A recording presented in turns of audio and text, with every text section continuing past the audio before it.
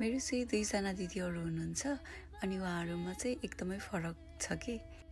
मेरो सानो दिदी चाहिँ एकदमै म्याच्योर अनि ठुलो दिदी चाहिँ बच्चा खालको हुनुहुन्छ कि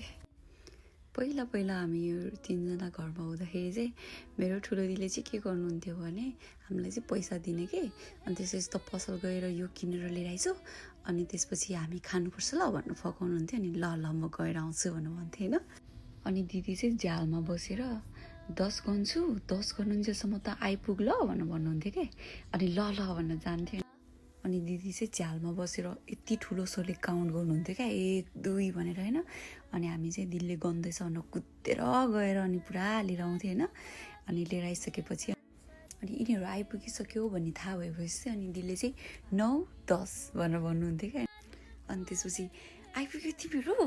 मैले ठ्याक्कै 10 गरिरहेको थिएँ नि भनेर भन्नुहुन्थ्यो क्या अनि दिदीले चाहिँ अनि त्यसपछि तिमीहरू त खत्रै रहेछ भनेर हामीलाई चाहिँ फुर्काइदिनुहुन्थ्यो क्या अनि मक्खै क्या हामी चाहिँ अनि फेरि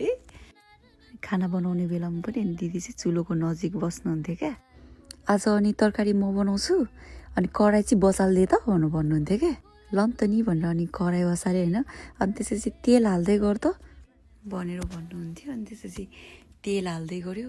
अनि तरकारी हाल्दै गर अनि एकछिन चलाउँदै गर भनेर होइन लास्टमा त तरकारी त हामीलाई नै बनाउनु लाउनुहुन्थ्यो क्या अनि दिदीले चाहिँ दिदी चाहिँ यतिसम्मको बच्चा हुनुहुन्छ कि होइन हामीलाई चाहिँ कहिले आफैले फोन गर्नुहुन्न कि दिदीले चाहिँ खासै अनि दिदीबाट फोन आयो भने चाहिँ सम्झे हुन्छ क्या दिदीले केही न केही नयाँ कुरा चाहिँ किन्यो होला ल घरमा भनेर अनि त्यस्तै नै हुन्थ्यो क्या अनि फोन गरेर अनि के गरिरहेको भनेर भन्नुहुन्थ्यो अनि मैले यस्तो किनेँ नि त्यस्तो किनेँ नि भनेर अनि हामीलाई कस्तो खुसी हुँदै देखाउनुहुन्छ क्या म चाहिँ एकदमै लक्की फिल गर्छु क्या मेरो चाहिँ दिदीहरू हुनुहुन्छ